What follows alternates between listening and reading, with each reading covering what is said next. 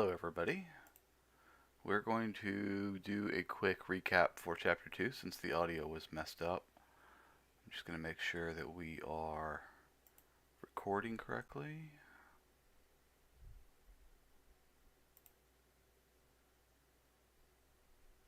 Testing, testing.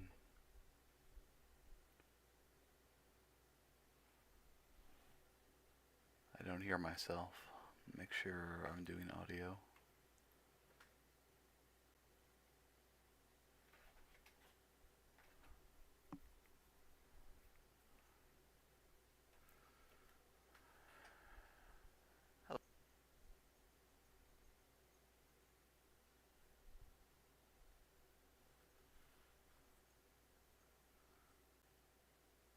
Hello. Okay, looks like the audio is working.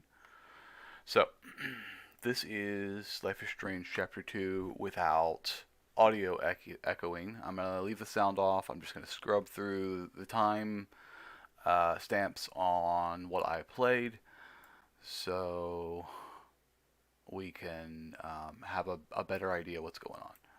So, Chapter 2 starts with your character in the principal's office for having skipped the previous day at the end of Chapter 1.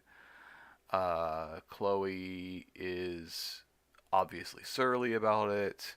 Her mom's there, and you meet um, the parents of your crush, and Rachel is gonna fall on the sword for you, so to speak. She says that she convinced you to let them skip, and her parents don't really believe her or are kind of flabbergasted about it. Um, but you end up getting removed from school for the remainder of the year anyway. So you got to go clean out your locker under the scrutiny of the security guard. You reach in the back of the locker to get your stash of pot, and it turns out that somebody has already taken it and left a note. This Justin guy. So Chloe's like, okay, I gotta use the bathroom. Just coming up with an excuse to kind of stick it to the man before she isn't allowed on campus anymore. And so she takes an opportunity to take her pen out and tag absolutely everything in the bathroom. And as she's walking out, uh, the school bully walks in and she sees what you've done. She's like, "Oh my gosh!" So then I kind of just caught up on the journal, making sure there wasn't anything super important, which there really wasn't. But so you're in the parking lot, having to get a ride home from your mom and her boyfriend, and there were a lot of cute vanity plates on these cars that I made some comments on. One of them was Muad'Dib, which I knew Jessica would like. Um, then you run into this guy who obviously wants to date Chloe, and he asks you if you want a hug, and I'm like, okay, and it's awkward, and he's like, you want to go to the play again? And I turned him down again because I had made plans with Rachel earlier to go to the junkyard. One of the side effects for Rachel was that she was removed as the lead from the play, so her understudy, Veronica, had to take over. That was the girl walking into the bathroom. This car had Katniss. That was cute. There you go. There's Muad'Dib. There wasn't really anything of super import in the parking lot, but you did get the opportunity to choose whether you were going to make a fresh start with David And I did choose that, trying to like lower tensions a little bit. And he made me turn out my pockets, which of course had my baggie of weed from the house in it, and so that got confiscated. But other than that, I didn't have any quote unquote contraband on it. And then he announced that he's going to be moving in with Joyce, and Chloe did not like that one bit. So she kind of stormed off, saying she wasn't going to take a ride home, and Joyce was not happy about that. Chloe goes to the junkyard to wait for Rachel. And so we start looking around for a way to get out of town since Rachel and Chloe had decided to get out of town together. Let's see. Some texts.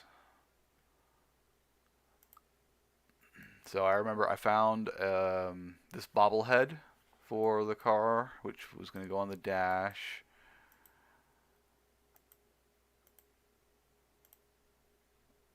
And a rug for the hole that was in the floorboard. And I tagged some stuff. And then I took a little opportunity to climb up on this boat and just watch the forest fire that's still going on over the mountain.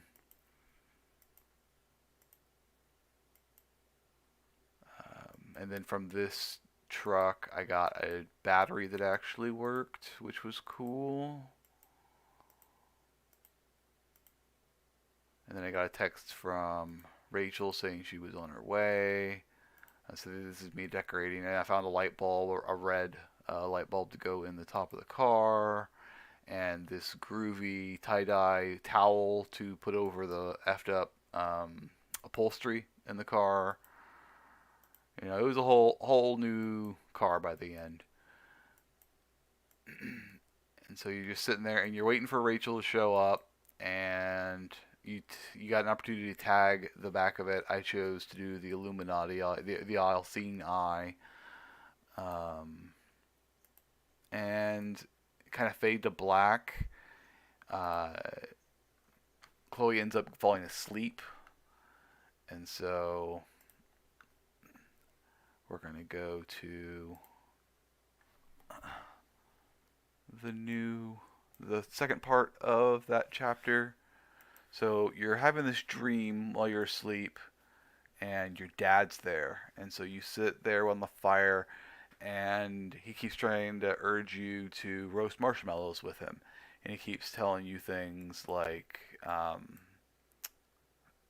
"Be careful of the fire; it'll burn you."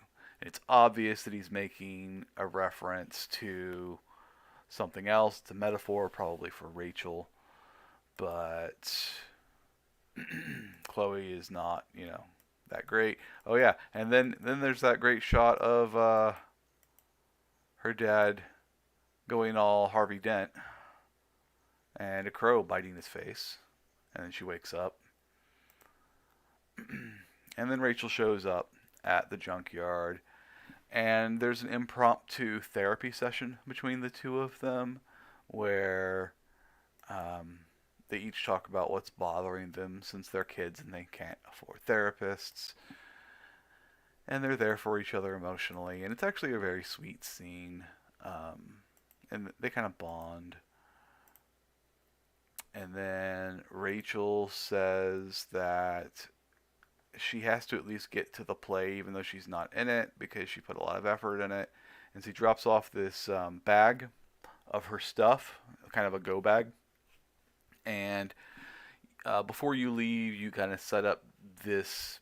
I don't know what this shack is, but it's going to be like your new clubhouse, your living arrangement. Because hell, if you're ever going home, not with David the douche there, and you kind of rifle through Rachel's bag to see what she left you, because she said this is for you, and you got an opportunity to change some clothes, which I'll get to. Yeah, so we tried out some different things. And so, oh yeah, your drug dealer texted you, said he was going to show up to the junkyard, and he shows up. And so he picks you up and he takes off and he's like, I need a favor from you. Go back to the back of the RV and grab my notebook. And so I looked around it a little bit, and you find out that he's got a lot of meat, and there's a lot of signs that he's got a dog. And then you go into the back, and said dog comes out, and it's a cute little puppy, which he has named Pompidou, if I remember right, which is just adorable. There it is. Which his friend, who seems to be the one forcing him to collect on his debts with drugs, has given him.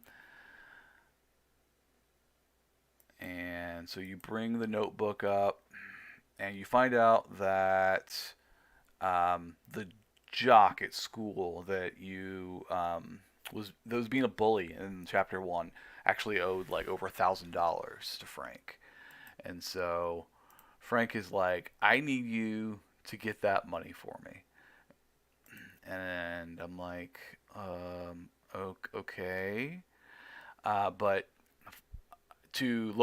used it to lower his guard, and when he first showed up, the woman who was talking to Rachel's dad from through the telescope, she came out of this RV, and so you use this as an opportunity to kind of push Frank for information on her, and if you were able to push him enough, you find out her name is Sarah. He doesn't give you anything more than that, but it does allow you to tell Rachel what the name of this woman is. And she's like, I don't know if I really wanted to know that when you text her that. And you're like, oh, okay. So you get to school to collect this money for Frank, and there's a short scene here on the lawn where you can catch up with people. Um, you talk to your DM from the Dungeons and Dragons scene, and you find out that she actually has a crush on Rachel too. And you have an opportunity to choose to tell her if Rachel's available or if you guys are together. And so I said, yeah, it's complicated, and she's like, oh, okay, I see. Uh, let's see.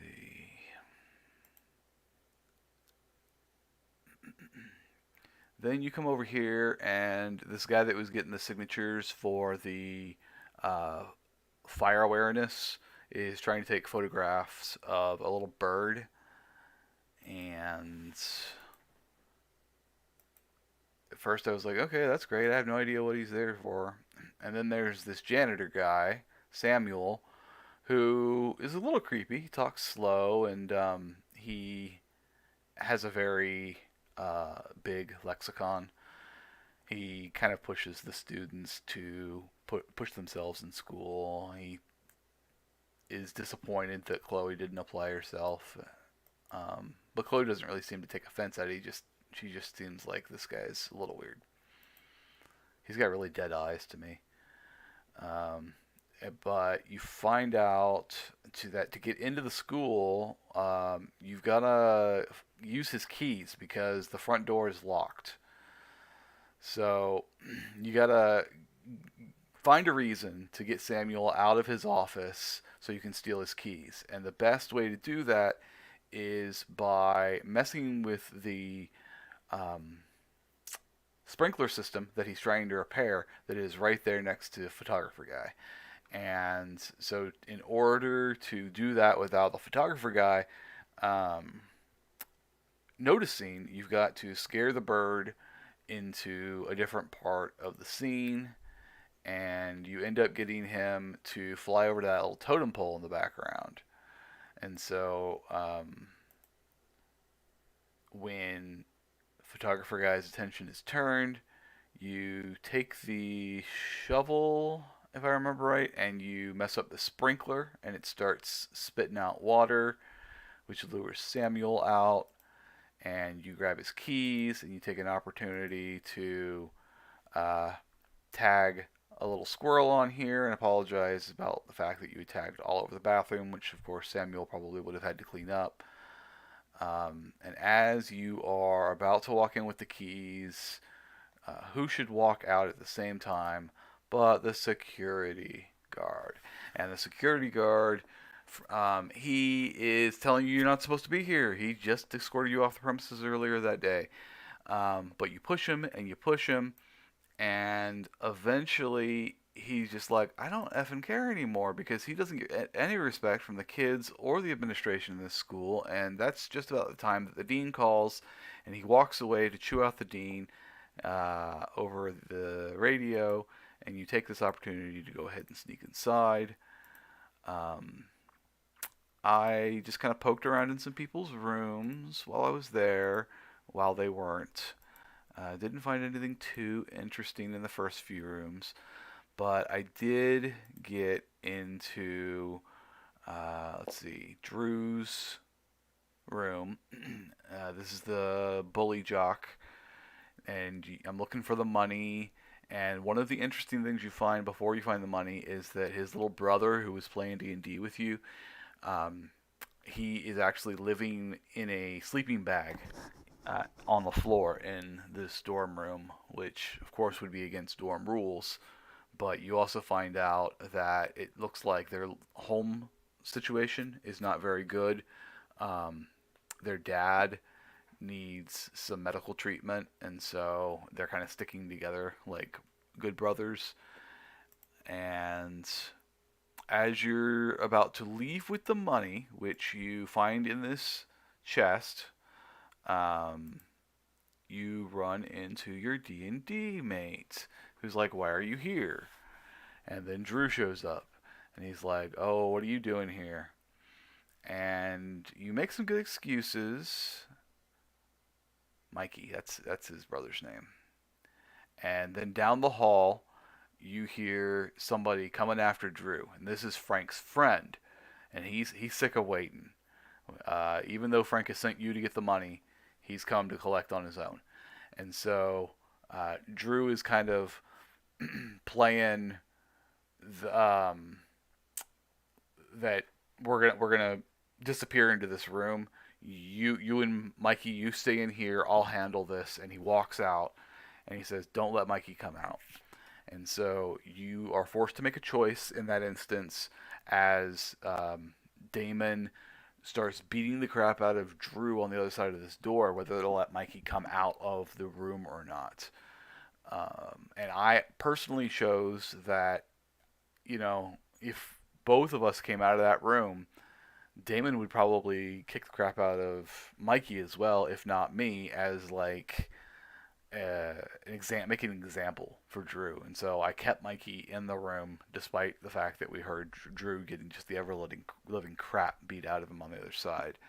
And in fact, I also chose in a second to give Drew the money back after I saw just the horrible situation that him and his brother were in. I felt really bad that they were um, just really hard up. He may owe Frank this money, but they need it more. And now that he has completely lost the opportunity to use his football scholarship because his knee just got busted up real bad, he's going to need that money. So Mikey ends up taking Drew to the hospital, and you go to catch up with Rachel, who you were going to meet at the play. Frank texts you and is like, "Where are you?" And you say you've got some other things that you need to take care of.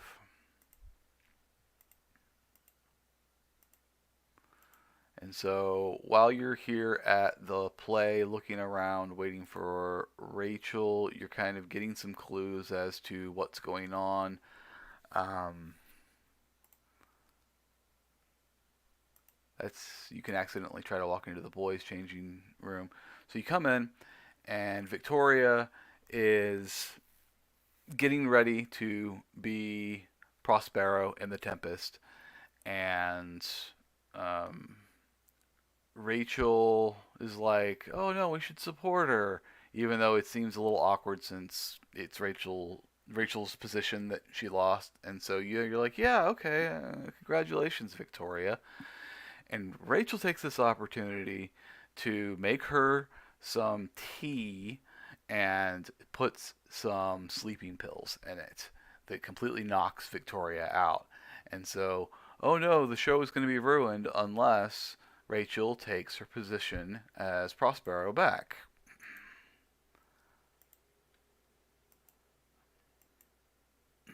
But there's another problem. The person that plays Ariel, the spirit, in the first act is late. And so you get talked into playing the part of Ariel, at least until they show up. And so I took a second to try to remember as many of these lines as I could because I knew I was going to have to be tested while I was out there on stage. Took a second to tag drama mask on this mirror, and then I went out into the limelight. And I got all but one of the lines correct, and that one line was really, really close. But this is the one right here, in groups. It should have been in troops. uh, but ultimately, everybody was really happy with my performance. Rachel starts going off script towards the end of the act, and you can tell that she's actually talking to you, that she wants to be with you. She doesn't want to set Ariel free like Prospero promises to do in the play because they're meant to be together, and they can, when they're done with on this island, they can leave together. And so you have an opportunity to play along, which I did, and everybody in the audience absolutely loves it. Even the drama professor is like, "Oh my gosh, that was amazing."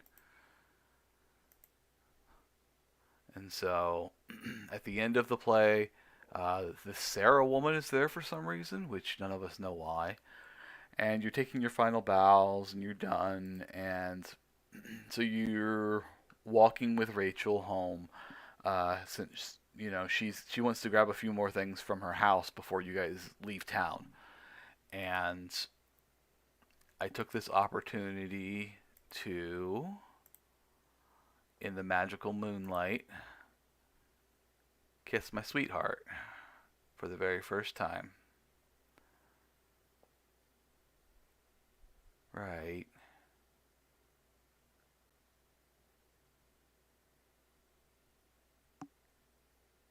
here.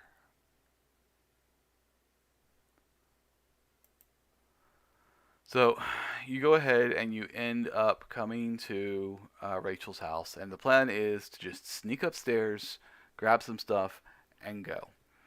But as Rachel is trying to sneak up the stairs, her dad starts coming down the stairs, and he's like, "Oh," and mom's in the kitchen cooking. He's like, You're finally home for dinner." And so we're found out in that we're here, and we have to stay for dinner, which Chloe gets invited to. And Rachel goes upstairs to go ahead and pack her bag so that you can leave after dinner. And you're stuck down here awkwardly making small talk with mom and dad. I chose to not talk to dad as much as possible because I did not want to tip the fact that we knew he was cheating on mom at the park. And so I just helped mom set the table. I did mess up her crossword, but I think that's the most mischief I did. You get some text from Mikey finding out Drew's gonna be okay, and he's gonna be in the hospital for a little while, laid up.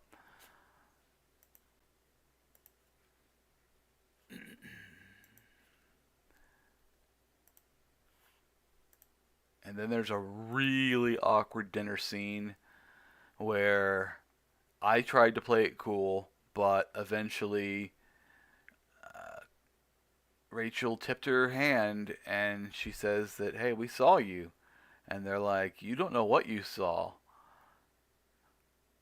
And that's when we describe the woman, and Rachel's dad reveals that this woman, Sarah, is actually Rachel's mom. And that's the end of chapter 2 in terms of choices or anything. There's kind of an outro over music where we see Frank and Damon getting back together. And Frank doesn't know what to do because he doesn't have the money. But Damon points at it on the list, and he's got a bloody finger, demonstrating that he showed Drew what's up.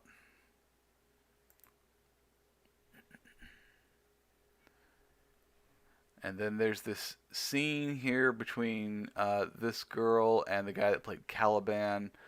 I didn't see her to talk to her, but we find out at the end of the chapter that I could have interacted with her in some way. Nathan Prescott.